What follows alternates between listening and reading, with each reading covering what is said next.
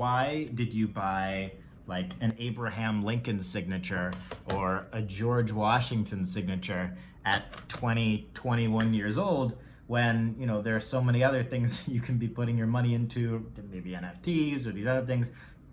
To clarify too, I invest in a lot of those other things too. I have a ton of NFTs. I have my own NFT project. But why at that time did I decide, you know, Abraham Lincoln and George Washington over anything else? Or why would I put my money in that place? So that's what I wanted to talk about in this video.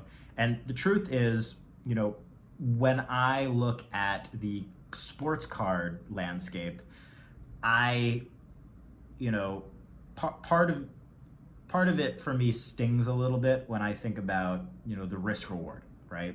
You look at a guy like Zion Williamson, whom I hope has the most incredible, amazing future ever, and I wish him nothing but the best. But from a collector's standpoint and a dollar cost standpoint, you look at his National Treasures RPAs, and at the time that I was buying this, they were like $50,000 each, right? For a number to 99, printed to be collected. He signed thousands of other cards that same year, but they're $50,000. And then I look at Abraham Lincoln, I paid all in all under $15,000 for this. Now I'm looking at it and I'm like, how the hell is a Zion RPA 4 times as expensive as Abraham Lincoln? And this isn't just any Abraham Lincoln. This is an appointment of a Postmaster General of the United States. This is actually a state appointment, so an individual state, graded, I don't know if you see that grade, a Gem Mint 10 on the signature. So this signature is graded a Gem Mint 10, Abraham Lincoln. I've never seen another 10. How can that, you know, be the same? Obviously, you know, I have a ton of cards too. And as it goes without saying that I'm talking about assets that I own. I'm just making this video because some people are interested in my perspective and I wanted to put it out there, right? So how is that possible? A lot of it, I think, is from an awareness standpoint. And a lot of it is also because there aren't that many in a slab. Well, people love so much about sports cards that they're so slabbable, right? You get them in a slab, you get them graded, and they have a number attached to it, authenticity, it's all there. Not that many people who own these assets, who are mostly older folks, understand the value of putting it in a slab. It legitimizes it in a way. It legitimizes it both on the grade, the document, the name. It looks better. It's safer. Like it's safer in here than it is just laid out in a notebook, you know, in a safe. It's plastic safe, waterproof, drop proof, damage proof, pretty much. You know, is a Zion RPA? More it is. I don't know. But to me, this is my perspective. It wasn't at the time that I made that investment. You know, more significant to me, or that I thought to the world at that time, right? So that's why I made those investments. I also like the individuality of it. Like this Lincoln was signed and appointed 3 months before he was assassinated, and while he was working on, you know, some of the biggest proclamations of his political career. This George Washington is from 1760. So before the United States, before the Declaration of Independence, he was a land surveyor. He went into debt from buying so much land, he had to make a bond to sell to a friend.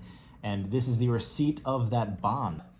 The way that I look at it as a membership token is you are a community, right? No matter what you're buying, whether you're buying, if you buy a Ferrari, the other people who own Ferraris, that's like a community. When you run into somebody else who owns it, you instantly have this bond and relationship. The same thing is true with NFTs. So two people who own CryptoPunks or Bored Apes, they are now this family, they have this bond just because they own the same thing.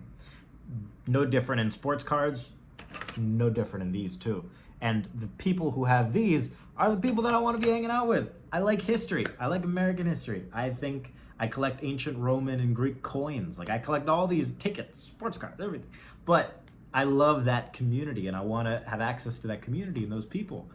You know, especially when I'm making content about it, I want to be able to talk about it with those people because I think, you know, it's fun. It makes me happy, right? But from a membership standpoint, when I look at who owns Abraham Lincoln versus who owns, some of these random modern slabbed rookies, generally I'd rather be with the older people who have experienced more and seen more and are generally a lot wealthier and aren't making a flip even. They're buying it as a long-term stable, asset. When you look at how these have performed, because there's a, 200 almost year history. There is literally a 200-year history, 250-year history for something like this, from 1760, right? This is about 100 years after that, actually. Kind of crazy to think about, but yeah, people like Lincoln were, regardless, don't want to get on too much of a tangent, but something like those assets have such a long history of being collected, bought, and sold and valued,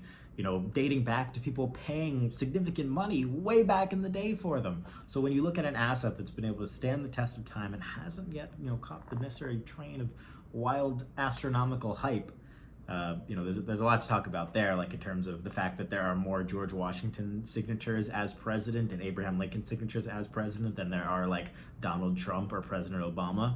And the reason being is because everything that the modern presidents had was digital, right? President Obama sent emails, Trump sent tweets, so, they, back in the day, those would have all been written by pen and quill, right? So just something to keep in mind as to terms of why there are more of those than there are of the modern presidents, but doesn't mean that they're more valuable. That's also true. But when I do look at the, sort of the community aspect of it too, that instantly speaks to me, and how it performs in moments of financial crisis, it speaks to me on that front too. Like in financial crash 2008, 9-ish, these assets performed really well. They, sort of act as like a safety deposit or a safe investment, and the value stayed steady and if they didn't go up. And then in the last 2 years they've just gone crazy with the collectibles boom of the pandemic, I'll put it that way. With that being said, let me know if you have any questions, drop them in the comments, subscribe if you haven't, and I'll see you next time. Peace.